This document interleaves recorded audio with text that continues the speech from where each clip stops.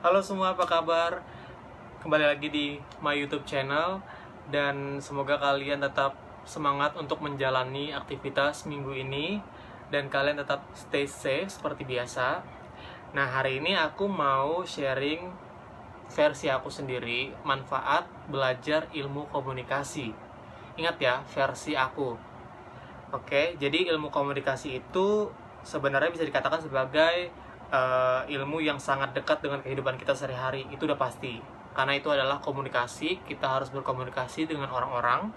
Dan kenapa? Karena ini merupakan sebuah concern di jurusan ini dengan kita bisa merubah tata cara berkomunikasi dengan baik.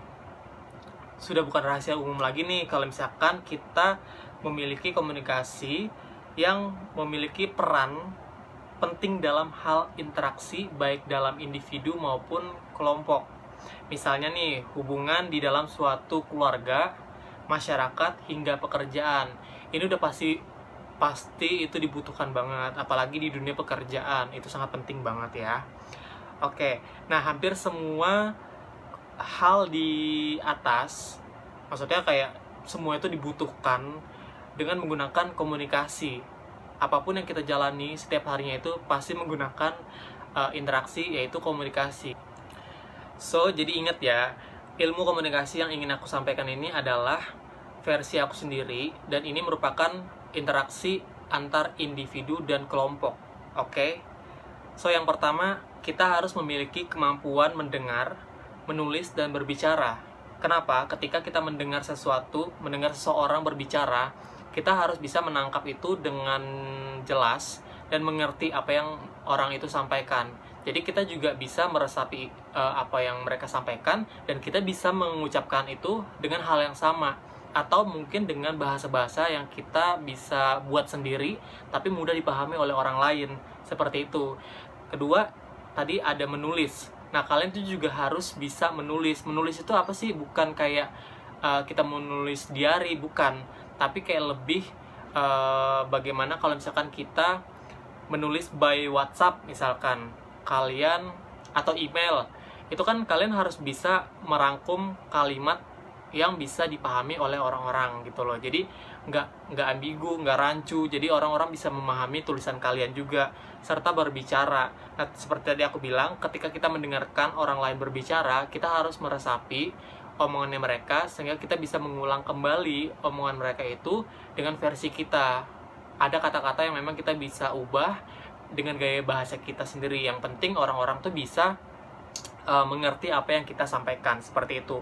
Nah, untuk kedua, ada banyak dibutuhkan oleh perusahaan. Ini udah nggak mungkin dihelakan lagi atau dihindari lagi, karena memang perusahaan itu pasti akan mencari orang-orang yang komunikasinya baik gitu loh. Mungkin kalian merasa ketika kalian ingin mencari sebuah pekerjaan nih, atau mungkin kalian yang lagi semester akhir harus diwajibkan magang nih. Aduh, gimana ya kalau misalkan nanti aku magang gak bisa komunikasi dengan baik nih. Tenang aja, itu akan mengalir dengan sendirinya. Memang kalau misalkan pertama-tama kalian belum pernah terjun di dunia kerja, itu memang agak-agak pemikirannya langsung negatif, dan udah pahit-pahitnya deh gitu. Tapi ketika kalian sudah berada di dunia pekerjaan, kalian nanti akan bisa menyaring itu sendiri. Kalian bisa belajar dengan sendirinya. Oke, ini loh cara komunikasi dengan orang-orang yang udah senior di dunia kerja, dan orang-orang yang di dunia kerja pun mengerti dengan kondisi kalian gitu loh, yang notabene kalian tuh belum pernah sama sekali kerja. Tapi kalau misalkan yang udah pernah kerja, ini merupakan suatu keuntungan yang sangat besar buat kalian. Karena kenapa?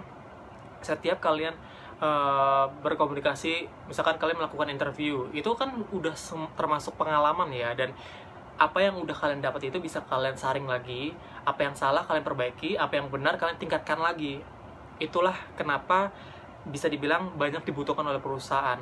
Dan untuk ilmu komunikasi ini memang banyak sekali dibutuhkan perusahaan. Contohnya untuk public relations, account eksekutif, atau misalkan kalian di bagian corporate communication, atau di divisi untuk marketingnya, itu kan sangat penting juga. Dan tidak mungkin juga, apalagi kalau misalkan perusahaan ini memang ada divisi untuk event. Itu sangat penting juga, karena kalian harus berkomunikasi dengan vendor kayak gitu. Nah, Selanjutnya untuk ketiga ada memiliki prospek karir menjanjikan.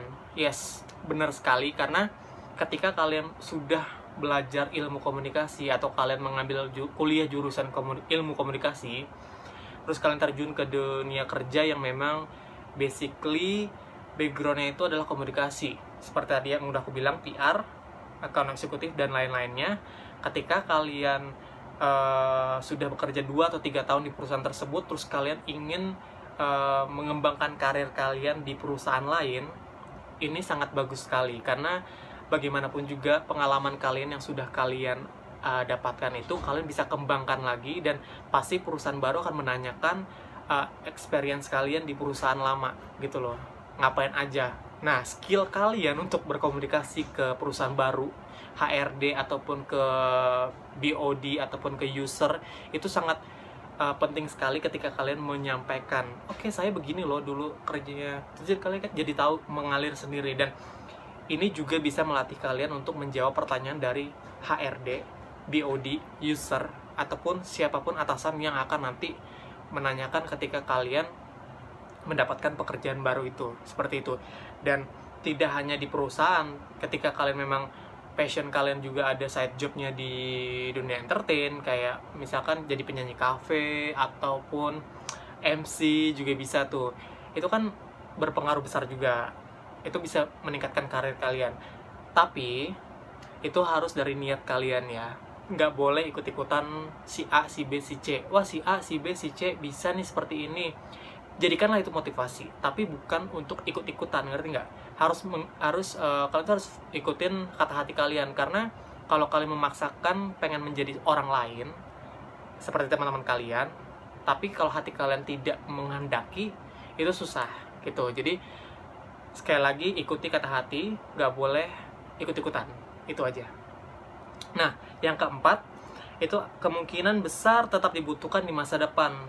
Itu udah pasti ya, karena seperti tadi kita sudah bahas masalah pekerjaan, masalah perusahaan-perusahaan. Di masa depan itu komunikasi, kalau misalkan emang versi aku sendiri sih, akan membesar ya, karena bagaimanapun juga komunikasi ini adalah satu hal yang wajib banget digunakan sehari-hari gitu loh. Interaksi antara individu tadi dan kelompok juga gitu loh. Mau kalian itu sebagai seorang PR, entertain, mau kalian juga ikut dalam sebuah organisasi, kan kalian harus berkomunikasi juga sama orang-orang yang memang tidak hanya di internal company tapi juga eksternal, which is itu masyarakat luar kayak gitu. Jadi itu udah, kalau menurut aku itu udah jaminan di masa depan untuk bisa berkembang. Balik lagi ke kaliannya, kalau misalkan kalian emang niat, itu akan menjadi besar, menjadi suatu impact yang bagus, good vibe lah ya untuk di masa depan. Nah, ini yang terakhir, belajar semua hal tentang komunikasi. Nah, betul banget, ini kan kalau misalkan kita bilang belajar dari seluruh komunikasi itu banyak, jadi komunikasi itu tidak sempit, meluas gitu loh. Jadi kalau misalkan kita lihat di sini itu kan memang ada antar individu, misalkan kelompok kecil, organisasi, hingga publik. Itu kan untuk individu. Tapi kalau misalkan yang bisa out of the box, itu kan bisa meluas lagi gitu loh. Kalau kalian ingin punya jam terbang yang tinggi, kan pasti kalian akan sering ketemu. Misalkan kalau kalian kerjanya ketemu klien, itu kan udah salah satu big impact banget buat diri kalian sendiri. Karena kenapa? Kalian melatih nih skill komunikasi kalian. Yang tadinya kalian tuh kagok, oh iya jadi saya tahu nih, pasti kalian harus pelajarin dulu company kalian sendiri, sehingga kalian tuh bisa present your company to the client, dan itu sangat-sangat penting. Jadi kalian bisa improve. Jadi nggak usah takut kalau misalkan kalian nggak bisa komunikasi gitu loh. Dan belajar hal tentang komunikasi itu, kalau misalkan kalian memang bingung nih ya, di toko buku banyak sih tentang komunikasi, tapi sebenarnya learning by doing juga oke kok. Jadi nggak harus berpatokan kepada buku kan. Oke, itu tadi udah ada 5 yang aku jelasin. Itu menurut aku menurut kalian kayak gimana, apa mungkin ada yang kurang, kalian bisa tambahkan, langsung komen di bawah. Kalau memang ada yang salah tolong dikoreksi juga. Jadi kalau kalian yang memang lagi bingung nih untuk belajarnya dari mana, kalau memang udah kerja, sebenarnya banyak sekarang kelas-kelas kalau bisa bilang kayak public speaking, itu bisa diikutin. Kalau yang masih bingung nih, lulus SMA mau kuliah di mana, kuliah komunikasi banyak banget di Jakarta yang memang udah tidak usah diragukan lagi. Itu sih kalau menurut aku.